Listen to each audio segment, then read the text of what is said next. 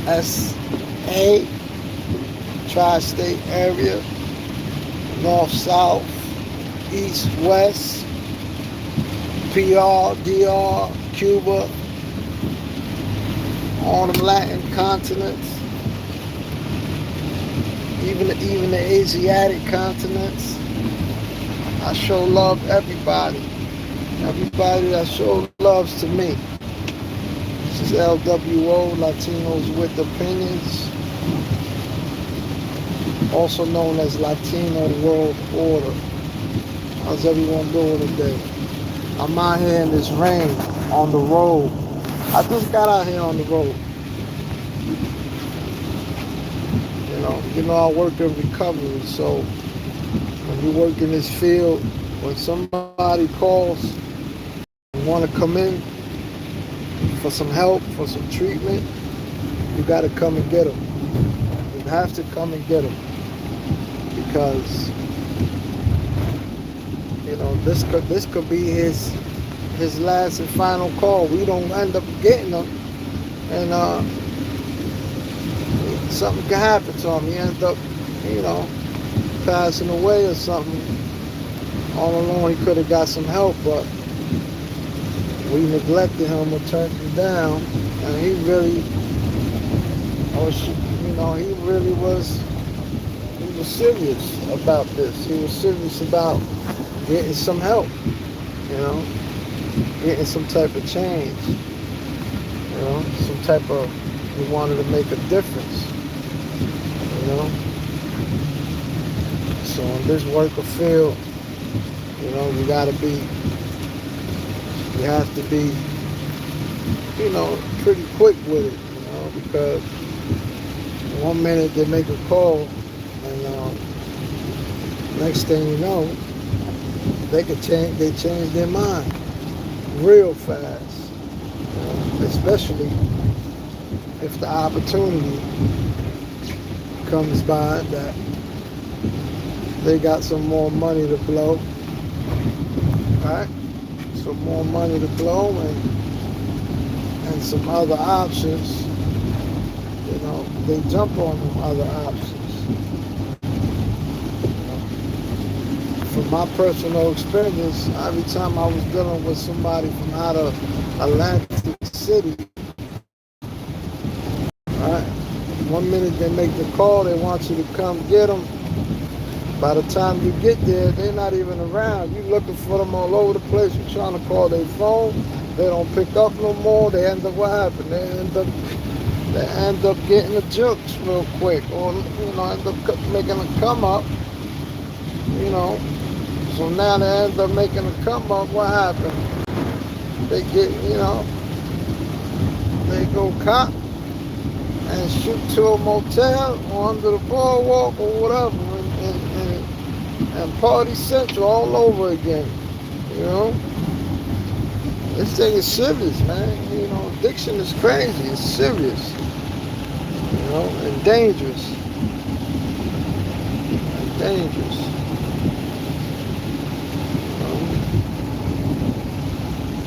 I was the type of person, man, that I had what was known as a dealer's habit. A dealer's habit, because I always sold drugs, and I always was a hustler, but I used to mess around. I mess around with the get down. I got down with it, so being though I always had it coming in, and I always kept that stuff with me, and I always had money to support myself and whatever else I was doing, right? To maintain that lifestyle, right? As far as to dress right, look right, and get high at the same time, right? My habit was pretty much decent. It was pretty much up there because I was a dealer. So I had that's called a dealer's habit. I had a dealer's habit because I was a dealer. and I was like my number one customer. you know, I woke up doing it and I went to bed doing it. Even though I made, you know, I used to bring home good money. I made good money, you know, up to, up to 1,000 a day, easy. A good day for me was like 12, 1,300 a day, or throughout the daytime, because it wasn't even a whole day thing. It would be like a morning thing and maybe an evening thing. A few hours then, a few hours then. That's it. And that's how it was coming. Like that's the type of money that was out there. You know, compared to back in the days. See, back in the days,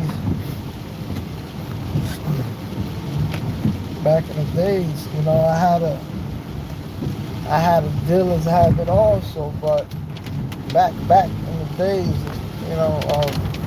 of my early days, man, like I didn't sell heroin. I sold yayo. I sold yayo. So the yayo, you know,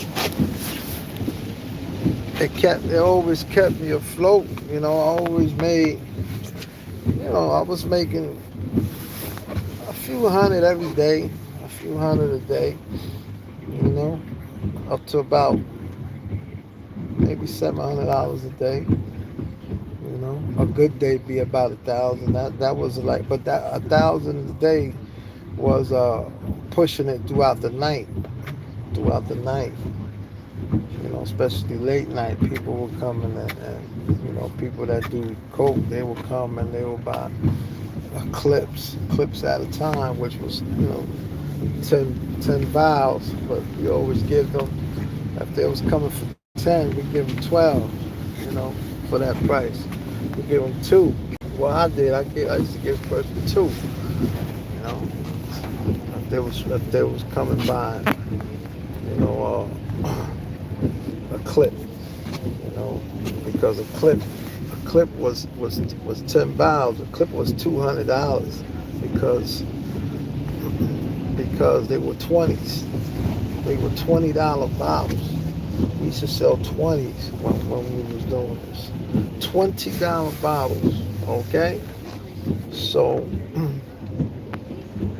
and they were the tallest vials out. I remember like yesterday with GP65s.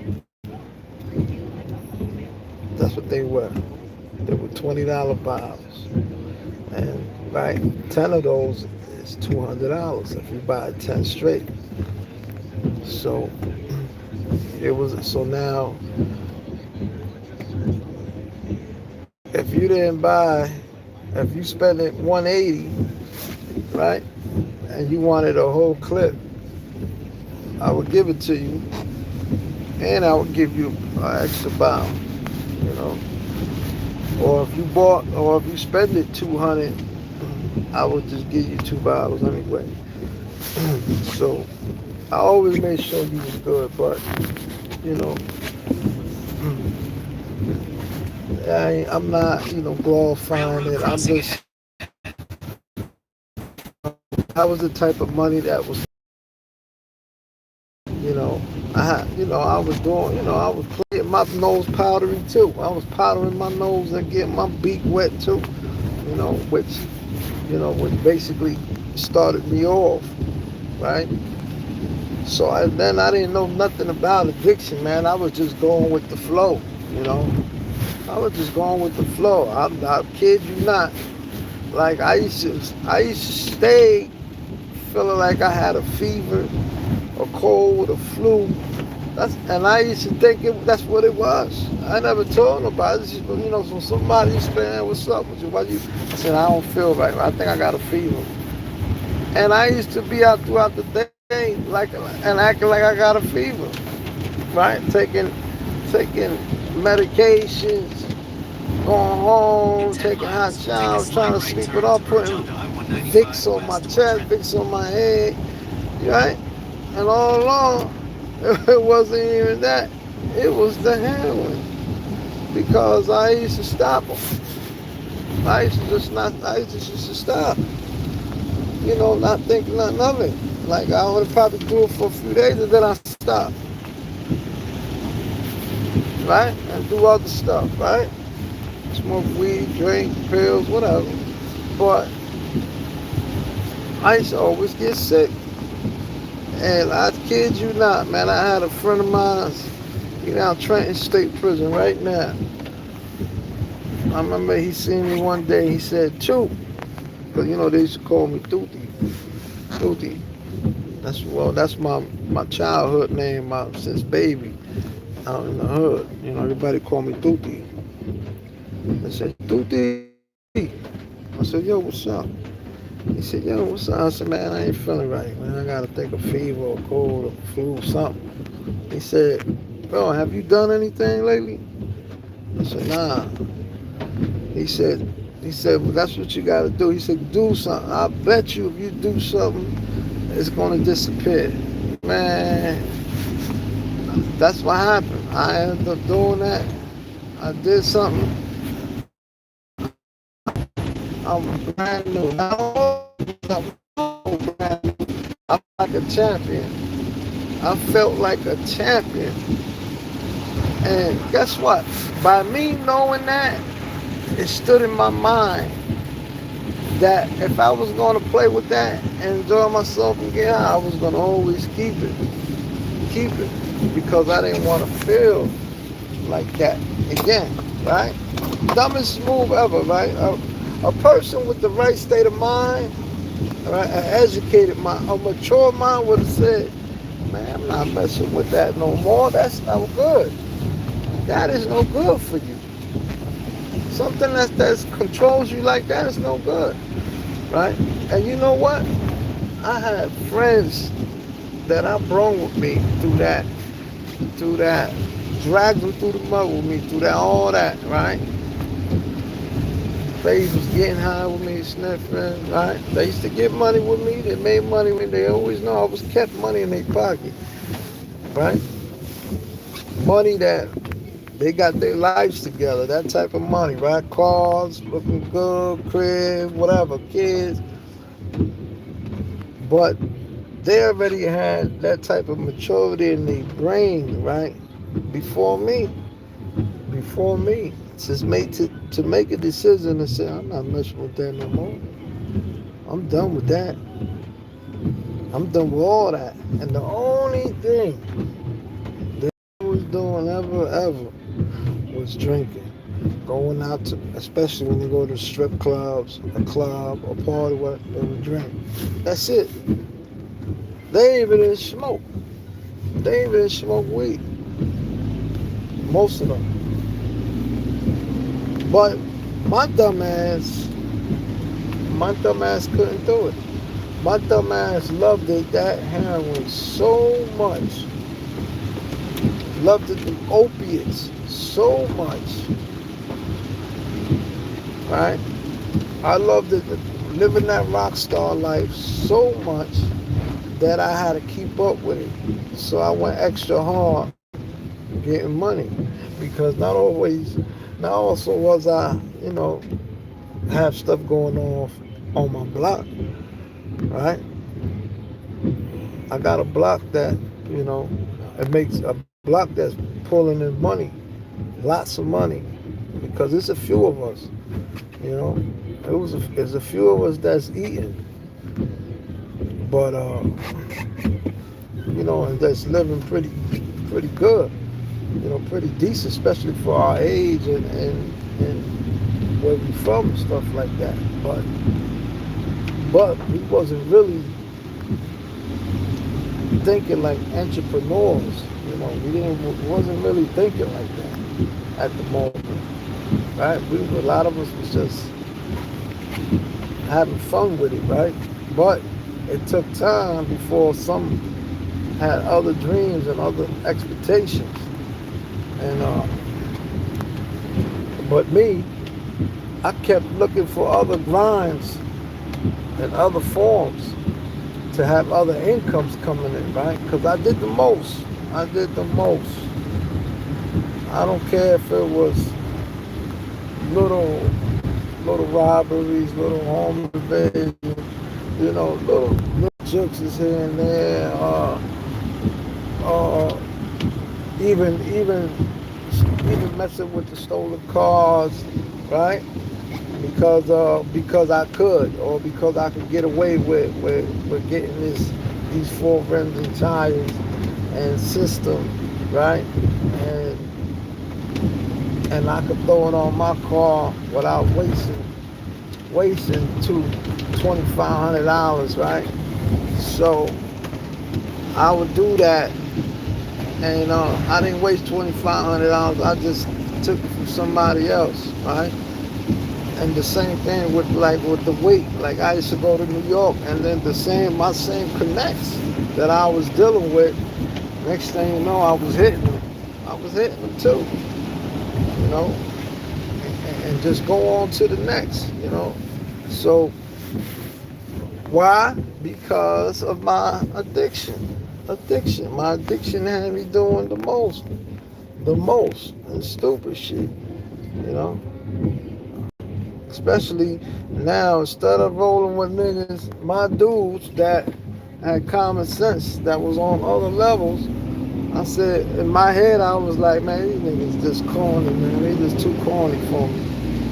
So then I started looking for the ones that was like me in the street. But these dudes ain't even hustlers or none of that. They other dudes, other type of guys on other type of time.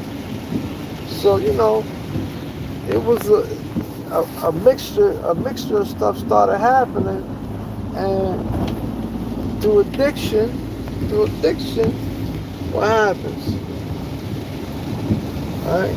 Now you're being around the wrong people that even around you for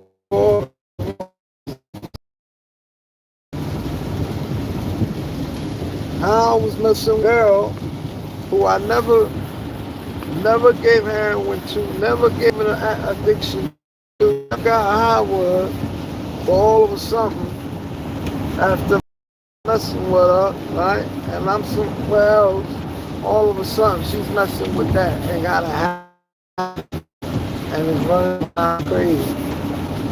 How it go? Like that means you was always dipping when you was with me or behind my back or what? Because you never asked me or told me like that.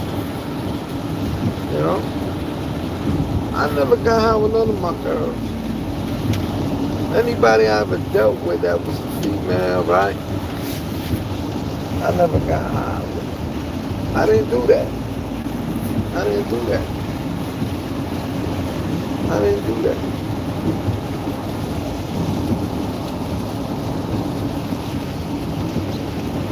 Only some of my boys, some of my boys,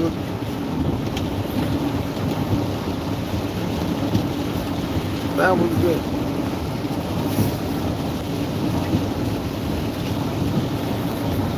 Believe it or not, I'm glad that shit disappeared. I'm glad that that they got this other shit out here that I'm not into or have no interest with it. Right? Because I don't know what I would have been doing if that real shit was still around. Real talk. I don't know. I don't know.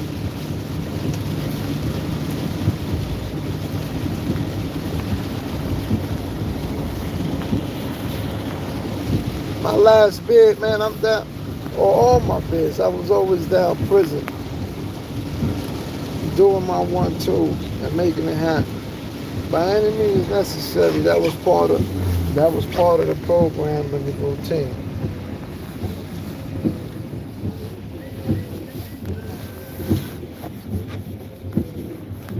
To start making money, to start having shit come in. Start having shit come in, start making money, start paying bills from the street.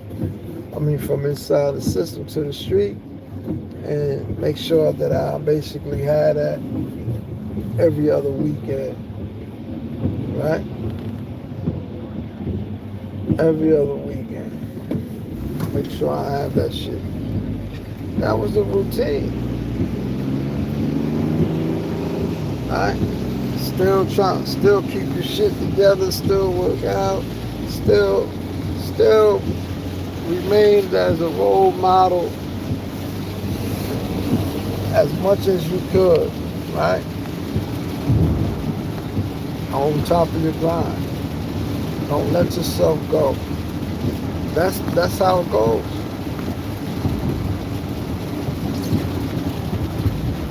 Because as soon as you start seeing parts of you starting to go, now you gotta pump your brakes.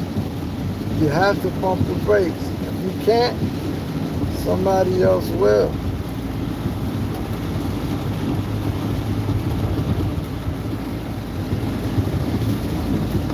Somebody else will.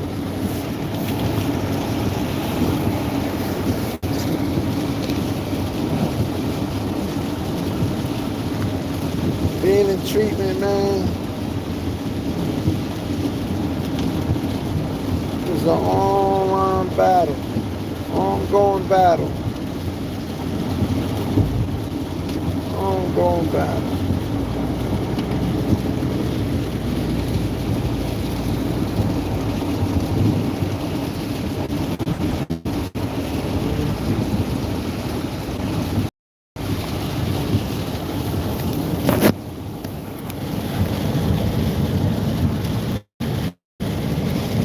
Sometimes I remember it like if it was just the other day. It is bad out here. It is raining. It is raining. And I gotta shoot for Trenton, New Jersey. Trenton, New Jersey. I hope the guy be there.